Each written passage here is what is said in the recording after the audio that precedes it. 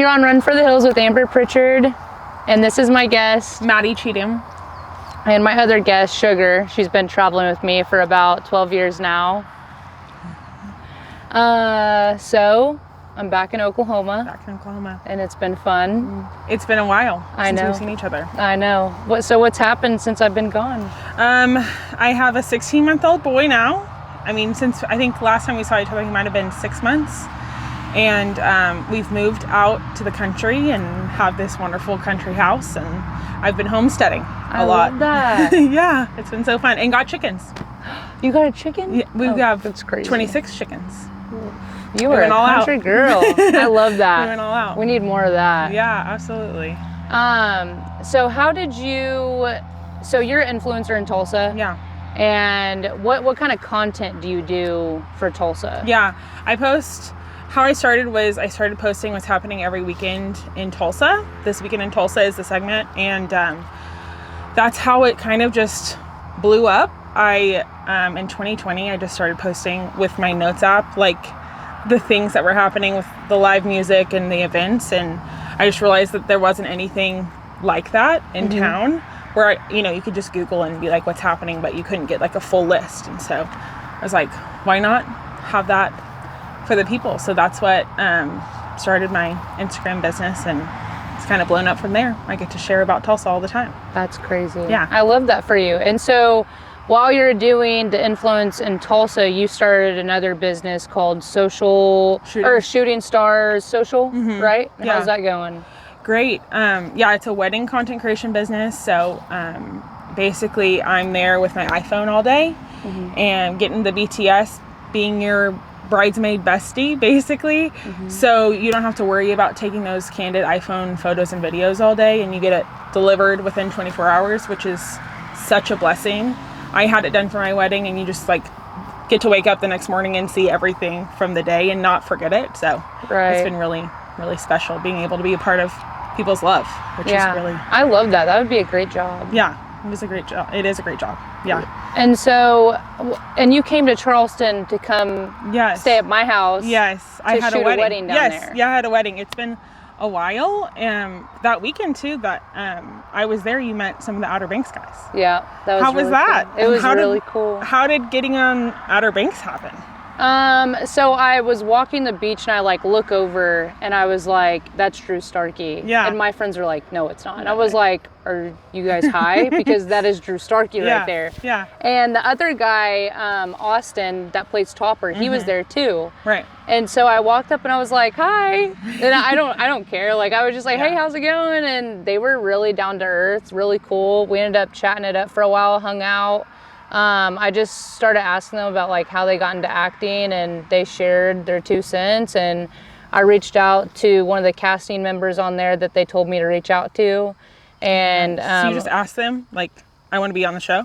Well, yeah, I mean, you have to have an agent, but I did eventually get to that part. Right. I mean, it's a lot of work, and sometimes being on film isn't for everybody. Right. Especially how many takes that you have to do. You have to do like 20 takes, maybe even 30. You'll be filming till 5 o'clock in the morning, 6 o'clock in the morning. Yeah. It's insane, and you'll be there for 12 hours. Yeah. But yeah, so I met them, and it was just, it was crazy because I never thought I would meet them because, I'm like, I kind of thought about, but that's kind of why I wanted to move to Charleston too, because I was like, Outer Banks is shot there. That's so cool. Right. And so I got on set, I was an extra, and they liked my style, and they were like, hey, we're going to put you, we're going to feature you. And so featured is your face is shown in the camera. So I was one of the lawyers that they had come on. Actually, my nephew Cameron was on it with me as well. And the back of his head got seen, I'm pretty sure, in the front, and that was super cool. He's got a good head. Yeah, and he got to talk to some of the actors on there as well. Oh, cool. But everybody in there was super down to earth. The only person that I didn't actually, just kidding, I actually met Maddie and all them in the bathroom, and we talked for a little bit. They were super cool. But on the beach, I took a picture with them, and I was in the middle remember of that. Topper, and You sent it to me that day. I did. Yeah. I can't even remember. I was, I had a little bit to drink, you know? Yeah. But yeah, so I posted that picture, and it went viral, and I guess like the fans page picked it up, and it went viral. Wow. And people were like following me from it. I mean, it wasn't that many people, but it was super cool. And so yeah, I just, when I got on Outer Banks, I knew I wanted to film, and that was just like what God called me to do, because I moved down there to be a police officer, and I was going through the training and the process, a hiring process, and I just, you know, I was like, God, if this isn't for me, show me. And everything that I've done, he's blessed me in so many ways. Yeah, he really has. I think it's so crazy that we're here today because of like, and where you've gotten since that weekend that I was there, which is so random that I was there at your house because I know. We didn't even know each other. And I literally just posted on my story, like, I need help finding a place to stay. And we just have some mutual friends. Okay, shit. We just have some mutual friends, and you called me and was like, you can stay, but you know, we don't. Yeah, as long as you're not a weirdo. No, literally. As long as I'm not a weirdo.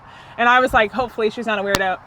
And my husband was like, are you sure? Yeah. Like, I mean, that was crazy. That was crazy. That could have been that could have been a crazy story, but it turned out to be great. Turned out to be great. Yeah. And then that weekend just spurred everything on for you, and Outer Banks, and the summer I Turned Pretty. Let's talk about that too. Like, how was that set? Oh, it was crazy. And how did you get on that too? Well, when I started getting on Outer Banks and stuff, I got an agent. I started doing acting classes, and I applied at their casting agency, and they liked my look, so I came on.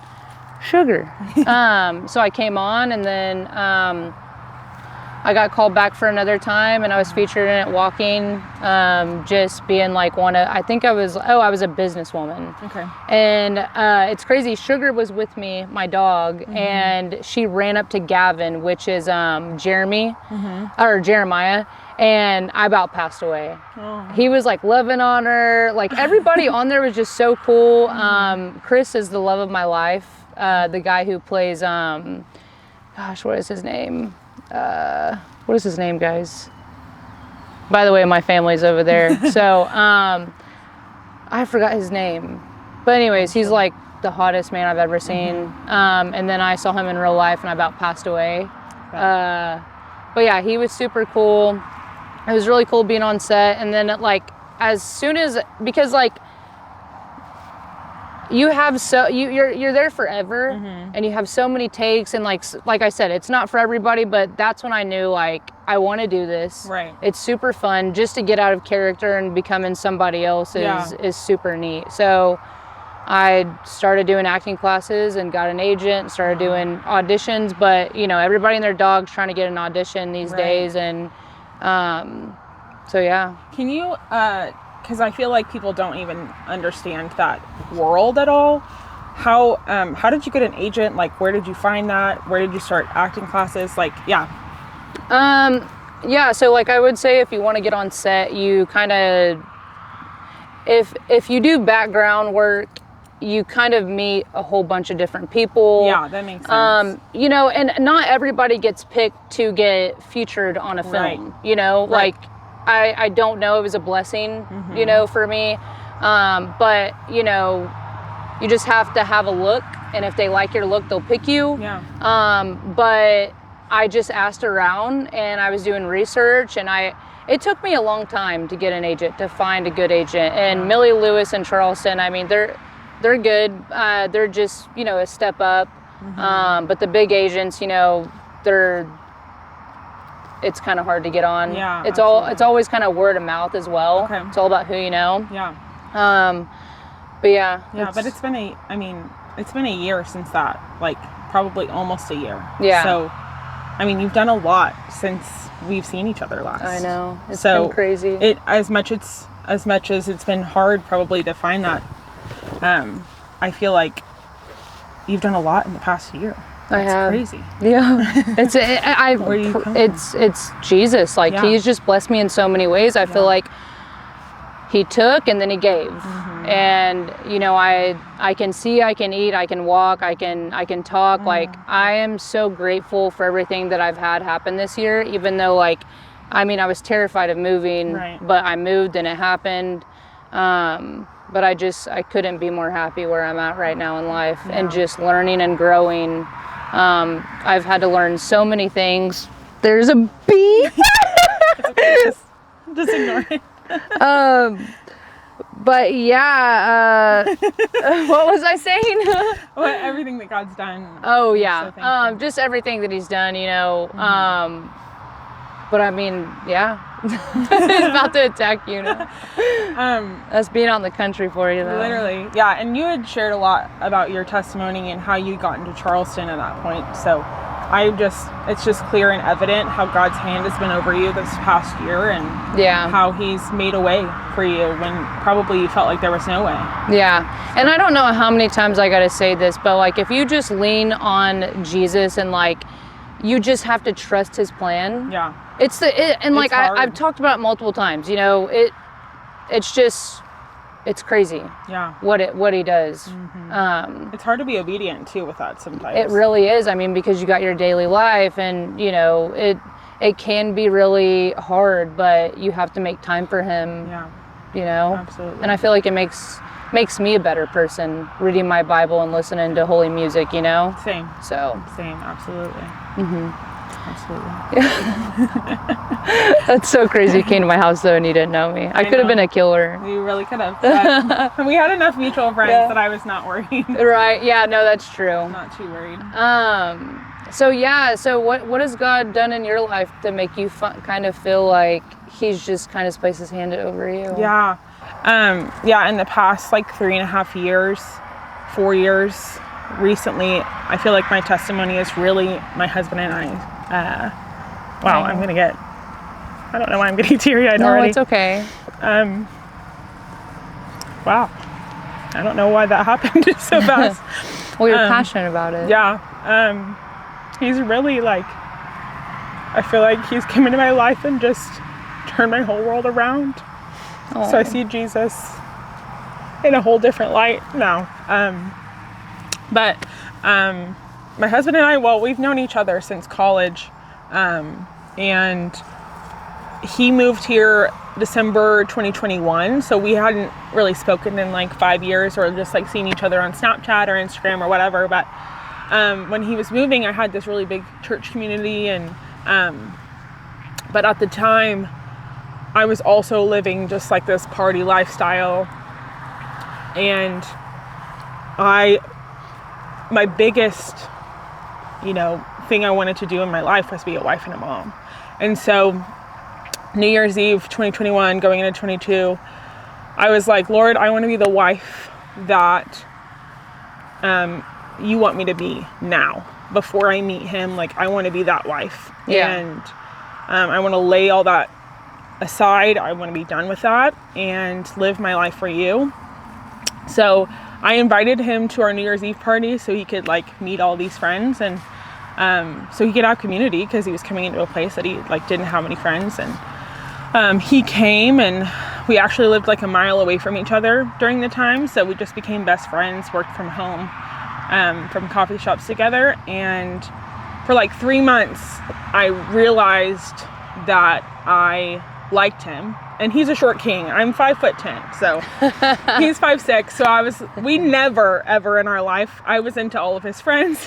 He was not into me, because I was tall. But we ran around in the same circles and all that stuff. So when I realized that I liked him, I was like, crap, like, am I going to ruin this friendship because I like him? Yeah. Or is this going to be it? I'm almost 30. So I was like, okay, Lord, if you really want me to tell him, like, you've got to do something, or you got to make him tell me that he likes me or whatever. And like, we would go on walks, and he'd be like, I'm going to be so sad whenever we can't do this because you're going to get a boyfriend. And I'm like, oh, yeah. That's crazy. So you guys were friends first? Yes, we became best friends for sure. I was with him all the time. So I prayed on it a lot. I told him that I liked him, and he was like, thanks so much for telling me, but I don't like you like that at all. And So I was like, cool. Well, I feel good now that I've told you, but we can be friends if you don't like me that way. So I just had to get that off my chest. No hard feelings, whatever. And he was mad at me for like a week because he thought I ruined our friendship, and he came over and like apologized, and it was fine. But I just felt this peace, like he does like me, he just doesn't realize it yet. Mm-hmm. So I just walked out like, okay, it's gonna be fine. Like, it's gonna come back around. And so I just kind of let it be. We just kept being friends, and then I started to go on a couple dates with this other guy, and he didn't like it. Mm-hmm. He prayed, I guess that whole week he told me that he prayed about it, and I think this is just a really funny God thing that I think is crazy. He didn't like my nose whenever we were friends. Like, he thought it was ugly. And I'm like, I don't know what's wrong with my nose. What? But okay. Didn't like the nose? He didn't like my nose, which, like, I've never had an insecurity about my nose before. So I don't know why. Anyways, he said once he had prayed about it and, like, God was like, just ask her on a date, whatever. He thought my nose was the cutest thing he's ever seen in his life. So, like, God shifted his perspective. He's like, that's how I knew that I wanted to date you, is like, that thing that I thought was not great about you was now like the best thing I've ever seen. Aww. So like, he loves to kiss my nose, and like loves when I smile because my nose scrunches. And so that was a really cool moment. And he asked me out, you know, and then we got engaged 3.5 months later, and the rest is history. So love that. And then we got married that next March. So, and now we have a 16-month-old baby, which is crazy. How God provided that for us so quickly. And I'm so thankful that I get to be a wife and a mom, and I get to be led by a man that walks with the Lord and honors my heart and provides for me and takes care of our family. So I love really that. Blessed. Yeah. I mean, you're really lucky to have a man who walks with God. Yeah, I don't take that lightly, for sure. Yeah, I mean, that's a huge goal for mine, for me.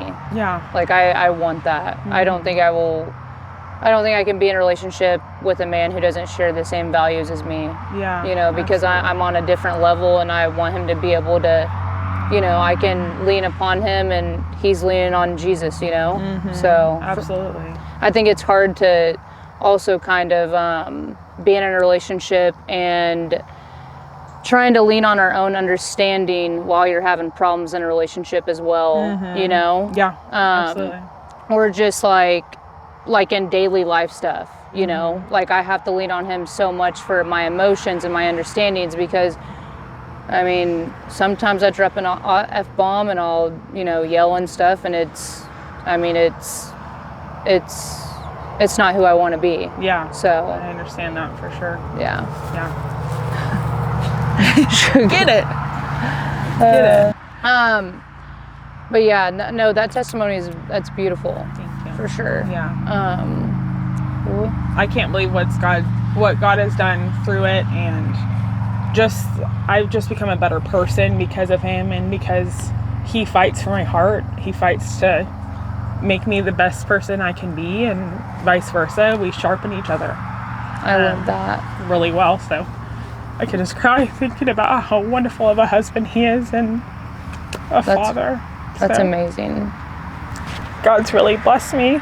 And I know people like that who are just like in amazing relationships, you know, that I look up to them, but they have Jesus like in their relationship. Yeah. I'm like, how are you guys so good? And then I'm like, oh wait, just kidding. No, because for sure there's lots of moments in our life that him and I fail each other, and I think the only way we fight to come back to each other is because of God in our marriage. Yeah. And obviously we're not perfect, but there's that thing that like magnifies you to each other. That's like, I'm sorry, I can't keep being the way I am if I want to love you the best way possible. Right. If I want to love you how Jesus does, then I have to come back together and say sorry, or, you know, admit when I'm wrong, or, you know, call out things that I need from him, because otherwise we're not going to be the best version of each other that we can be, or the best mom and dad we can be for our son. Yeah. You know? Unconditional love. Yeah. Definitely teaches you what Jesus how much grace Jesus has for us. And I know, right? Yeah. That's what I'm working toward. Like I'm trying to learn, because like in the beginning of like getting out of that toxic relationship, I was just like wanting to cut people out, but Right. like I have to learn that like I have to give grace to people. It's crazy, but the word grace, like if you don't know what it is, look it up, because it is the number one, like it just describes Jesus. Yeah, absolutely. So. That unconditional, unwavering grace, love that he has for us Yeah. is incredible. Yeah. How is that, since all of that has happened, what do you feel like you've learned the most through being single? I will say my relationship with Jesus has magnified, if I'm saying that right, magnified. Yeah. Did I say it right? Yeah. Just being single, like I have nobody besides me and my dog. Yeah. It's just me. And I'm in a relationship with myself now where I have to, I have boundaries with myself. I look at, That's great. I want people to respect me, and I will give that respect. But Right. now that I'm out of it, just my relationship with Jesus is what I'm focused on now. Yeah. Because I do get off the road sometimes, and I have to realize what I'm doing Right. to get back on track again. And and especially when you're around your family, you're fighting with your siblings or whatever, there's a moment where I'm like, I'm never talking to them again, but like, that's your family. Right. It's unconditional love, Yeah, and, absolutely. so yeah, like I will say just learning to be by myself and being able to love myself has been extremely difficult. Because when you get out of something like that, you're in a place where you do have to rebuild, and it's not easy. It's not easy for anybody. And if it is easy for you, then you must be Jesus, because I don't know. I don't know. Like I've learned so many things this year, the highs and the lows, and not feeling like I'm good enough in some situations, but there's always this person that's Yeah, above me it's that's like- always telling me that I am good enough, Yeah. and that I can do it, because it is, I will say, like, the whole good enough thing, when I am doing auditions and I have 40 auditions and I still haven't got a call back, Yeah. I sit there and think, why am I not good enough? Right. But one thing I bring myself back to is, it's not that I'm not good enough, it's not the right time for me. Yeah. God's timing is always, Yeah, absolutely. I just trust him. And so, when he wants that to happen, it's going to happen. yeah. I would say, not good enough. That's what I struggled with this past year. But, there's just been so many blessings where I feel like I am good enough out of this 365 days that I've been out of that relationship. Yeah. So, Yeah. Do you feel like throughout this past year, what would you like say to someone that is going through the same thing that you went through? That, because you're on the other side. yeah. You're removed at least a year and a half. How does it feel now to like be where you're at? What I would say to someone, to answer your first question, Yeah. is it's going to be okay, but you have to leave, because if not, it can lead to someone burying you. And I didn't want to get that serious, but it's true. Yeah, this is what God does. And, what was your second question? I'm sorry. No, like, what would you tell them? I would tell them, it's right now you're in a toxic relationship. You're in a toxic cycle right now that it's extremely hard to get out of. You need support. And the crazy thing is, I can sit here and tell a person all day that you should probably leave, but Right. more than likely they're not going to leave until they've had the fuck you moment where you're like, I've had enough and I can't take it anymore. Yeah. Or you're getting buried, because Right. it happens all the time. Yeah. Absolutely. So, all I can do, because I actually have 2 people in my life right now who are women that are going through abusive relationships, and they're trying to hide it from me. But I just pray for them, and I try to chime in when I feel like it's the right timing. But you know, it's all in God's time and in their time. And hopefully God's protecting them through that relationship, because I was blessed enough to be able to walk away and learn what I learned. Yeah. Yeah. Well, thank you for sharing, and I'm sorry. No, it's I okay. had to go through that. No, it's not okay. It's not It's okay. okay. Well, it's okay now. You know, you can look at the negative way, but I want to look at the positive way. Yes, I've had struggles with it, but I wouldn't be the person I am today. Absolutely. So, yeah, stronger. yeah. Love Jesus more. Yeah. And I think probably that relationship is with Jesus is probably what you would say, right? But you've gained the most. Yeah. Yep. 110%. And like I said, I can eat, I can breathe, I can walk. I'm beyond blessed, you know? Yeah. I'm so proud of you. Thank you. Yeah. But yeah, so a lot has changed since I last seen you. Yes. Lots of change. And I'm so proud of you too, because like, I feel like I just see your stuff everywhere, and your photography is just amazing. Thank you. You know, like what you do. Thank you. Thank you.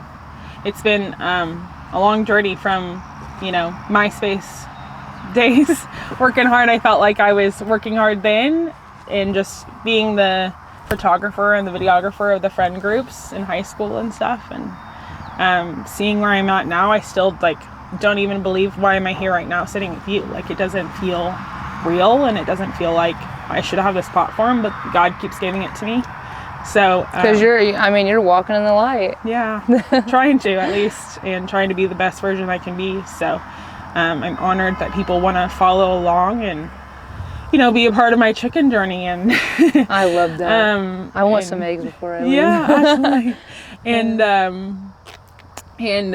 you know, following along with what I think is the great things about Tulsa. And I love this.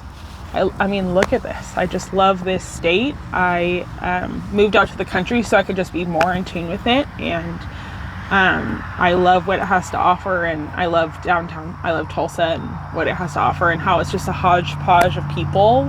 But I think we all have these roots of, Oh yeah. Yeah. we want to love each other and be kind to one another and help each other out. And I think that's what Oklahoma is about, is Community. yeah, Yep. for sure. And it's easy to find it here if you plug in. It is. Yeah. This land that we're on actually right now is my grandparents' land. Yeah, it's beautiful. Thank you. Yeah. I don't know if you guys can see like all of the wildflowers out here. Yeah. Are so beautiful. I need to pick some before I leave. Yeah, you should. Yeah, you should. My Nana would like that. She, yeah, little slice of home for me here. That's beautiful. Well, Thanks thank for you inviting me. so much for coming on and traveling out here, out to the your other side of the country. Yeah, absolutely. But yeah, thank you. Yeah, thanks for having me. Of course. It's an honor.